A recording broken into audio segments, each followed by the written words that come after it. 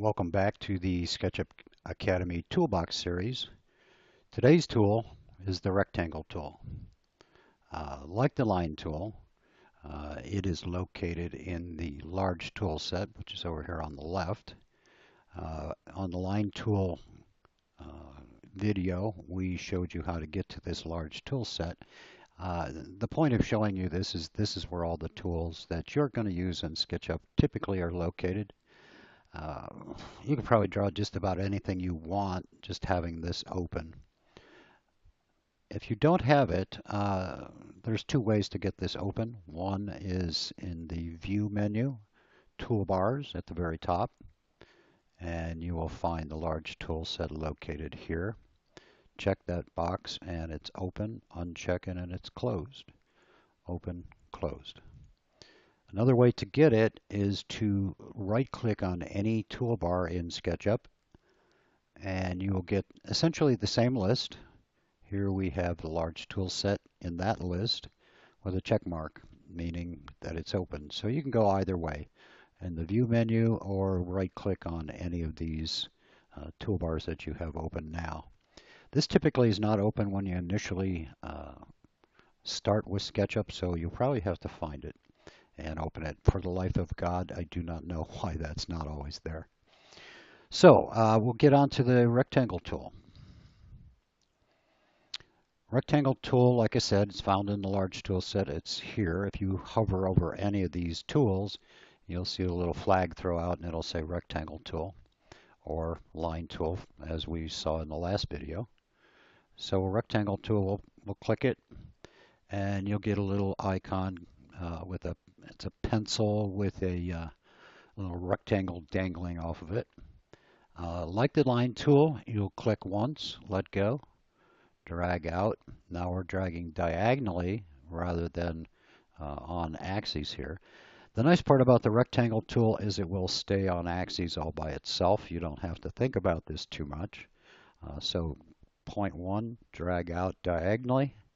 And I'm not holding down any mouse button when I'm dragging. That's a bad term. Probably pulling out is a better way to say this.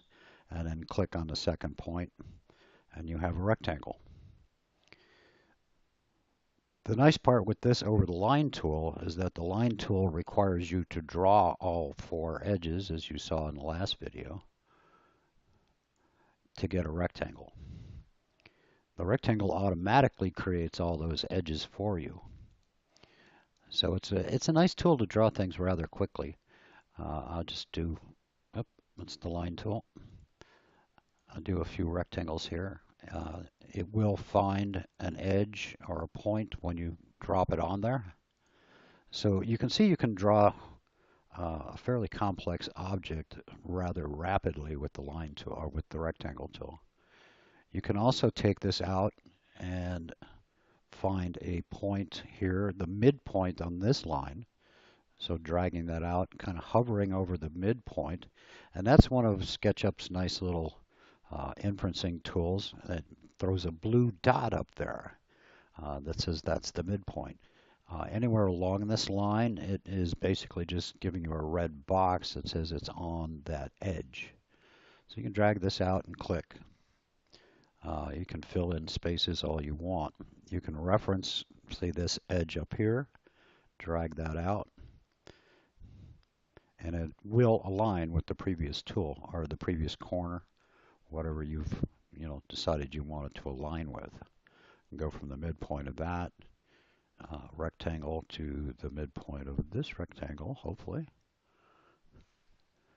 There it is. Sometimes you have to be a little patient, wait for those to show. But what you can see is over the line tool, you have a fairly big advantage where you can do this rather rapidly. Each one of these creates its own face instantaneously, so you don't even have to think about that. Like we showed you in the previous video, you can push-pull all of these objects up or down quickly with the rectangle tool. You've drawn a fairly complex object pretty fast. Any of these sides can be push-pulled out. The push-pull tool is also in the large tool set. It's right here. Looks like a little rubber stamp. All you do is click on on a face and hold and move the mouse, and it will drag that out to wherever you stop. I won't get too far into the push-pull tool, but the whole point of SketchUp is to create faces that you can manipulate into 3D objects. So I'm just going to erase all this. That's a window, by the way. The selection tool is up here as well. That's the little cursor. You can get to it from the large tool set, or you can simply hit the space bar and get the cursor as well. This will allow you to select objects in the model, wherever they are. If you want to select multiple objects, hold Shift, and it will allow you to collect or let's say add or subtract. So I'm just holding Shift and going around and clicking, left clicking if you will, on different faces and edges, and I can collect them and use and manipulate them together if you will. There's also a window, bottom left to upper right. It will select everything that's inside that window. Bottom right to top left, it will only select whatever you happen to touch with that window. So if you notice the difference between the windows, that's a solid rectangle. Selects everything inside of it. If I don't get everything inside of it, it only picks what's actually inside of it. Right to left is a dashed rectangle. And then again, it will only pick things that you touch with that rectangle. Okay, so I'll use the window to select this whole thing and delete it. Hit the delete key and it goes away. So we can draw rectangles rather arbitrarily, as you just saw, but we can also draw them with specific dimensions. Much like the line tool, we can enter information to control the size of our rectangle. So I'll draw one in. Rectangle is R for keyboard shortcut. And if you notice down here in the VCB, you saw this before in the line tool, this now says dimensions. In the line tool, that said length. So this nomenclature down here will change depending on what tool you're using. So I'll click and drag this out. And notice in the VCB, now we have two sets of numerical values. One in the X and one in the Y direction, divided by a comma. Again, that's just output for you to see. Click the second point. Now, at this point, I can control the size of that rectangle. If I typed in, say, 6'6", and then comma, so I'm dividing the two values with a comma, 12 foot, that's a 6'6" by 12 foot rectangle. Just like the line tool, I can change my mind. If I type in, say, 5 feet, comma, 15 feet, enter, that will change the shape of that rectangle. If you put those numbers in backwards, or the result is backwards from what you think it is, just reverse the numbers, 15 feet, comma, 5 feet, enter. Now that's a cycle. If I go and draw something else at this point, let's say I drew a rectangle over here, I can't change the size of this one anymore in that cycle, but I can change this one now, 5 feet, comma, 10 feet, let's say. So the feet is an apostrophe. If you look down in that corner, it's 5 feet, comma, 10 feet. It's fairly simple. Very difficult to draw a rectangle vertically on the blue axes. So drawing rectangles vertically, typically I do it with the line tool. So I'm on the blue axis here, I'll come over. Remember, I can hover over a point to reference that point, drag up, and back down. Now I have a vertical surface. With the rectangle tool, I can draw on that very easily. It will find that surface very quickly. That was not good. Now what's that? What is that doing? That's cutting these faces into parts. So remember, with the line tool, we had to draw all four sides before that became light and cut this face. With the rectangle tool, we can do that rather quickly. Again, all of these things can be push-pulled.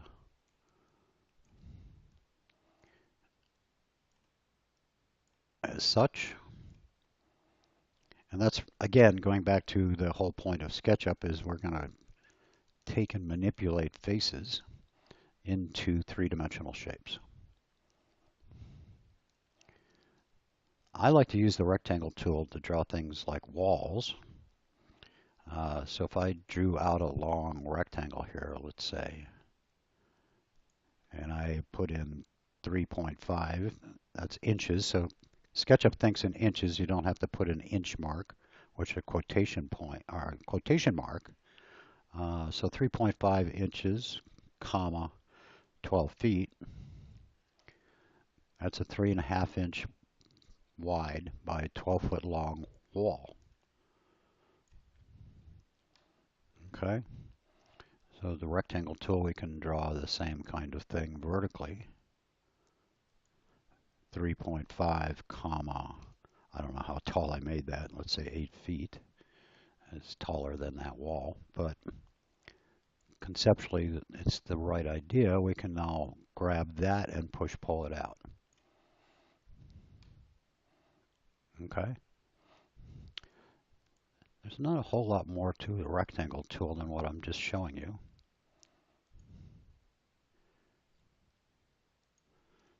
But the VCB down in the corner will show you what you are drawing. I wouldn't use that necessarily. That's output.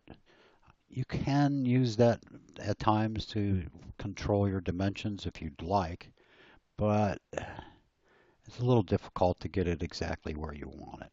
So use numbers.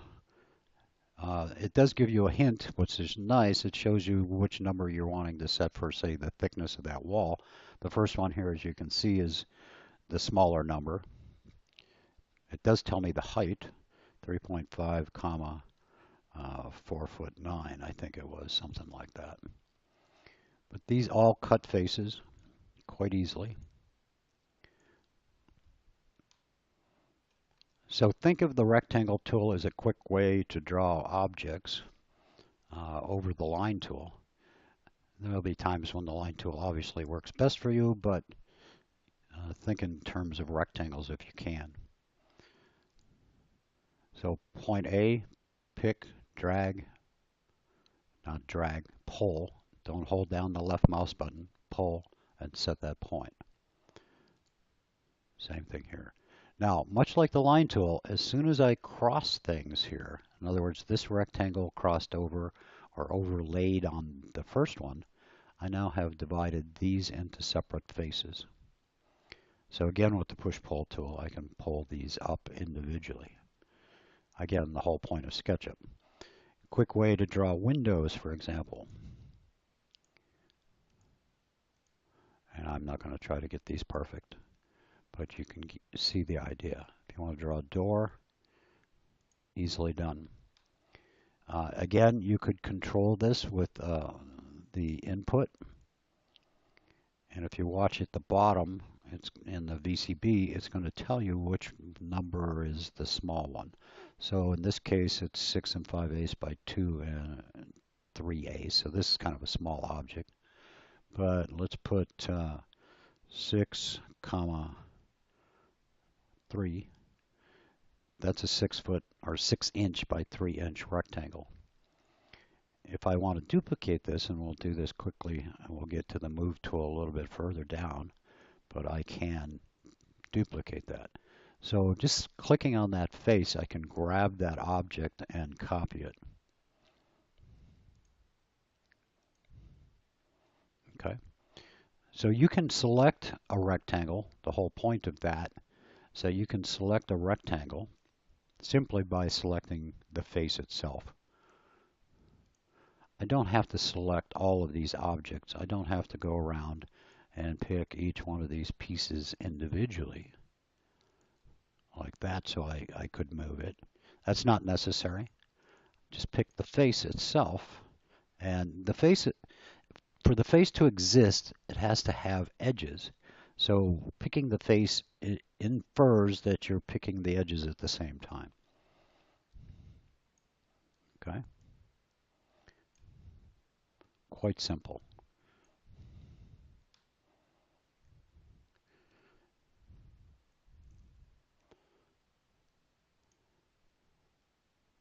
I'll just draw a few rectangles on here, but you can see what happens here.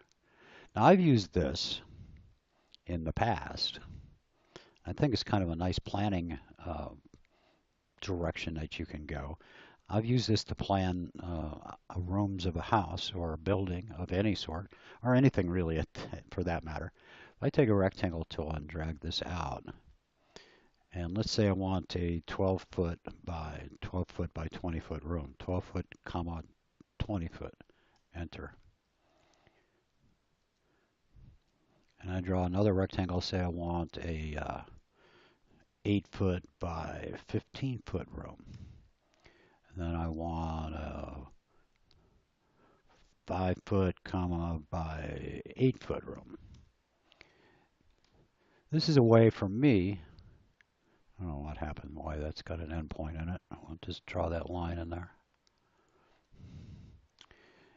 To plan things. So I can pick this and move this room, say, to there. Move this room, say, to here. And start developing a plan. If you move this, you're going to start reshaping other parts of the plan. So we have to be a little careful with this. I'll give you one little quick hint as how to do this better. SketchUp has what's called groups. You notice that when I moved a part of this drawing that was connected to another part, everything changes. So this is what SketchUp's called sticky. Things stick to one another. Most of the time, you're not going to want that to happen. So if you right-click on an object, here now, in order to do this, I have to double-click.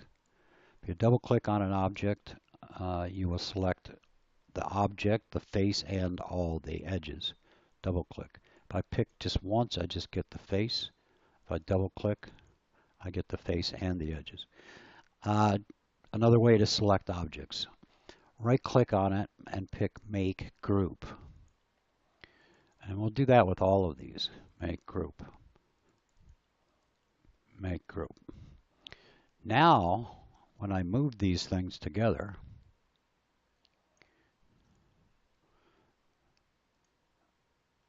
one can move this object without affecting the other. So you're basically isolating geometry. I've done a lot of planning for homes like this.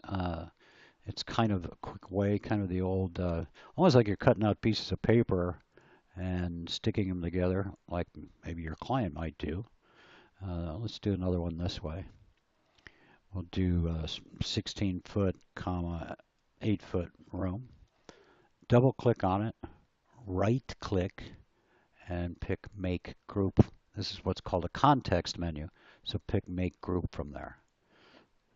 M is the Move tool. And I'm just going to grab a particular point on that rectangle and move it where I'd like. So if I'm not happy with where it is, I can move it quite easily. These will not cut each other. Okay, they're independent geometry, so I can still move this. You will not develop the faces like we had before when we drew rectangles overlapping each other, and you get all these faces. With the groups, you won't have that happen. So it depends on which way you're going, what your goal is here. But rectangles are a fast way to draw things, especially if you group them and you want to start manipulating things. With a group, and this will probably be the end of this particular video because I don't want to get too detailed, but with a group, if you want to work in that group, in other words, you want to edit that group, double click on it, and you'll get this gray box. What that means is you're now in edit mode, and I could push-pull this piece by itself. If I want to work on any of these, I have to do the same thing.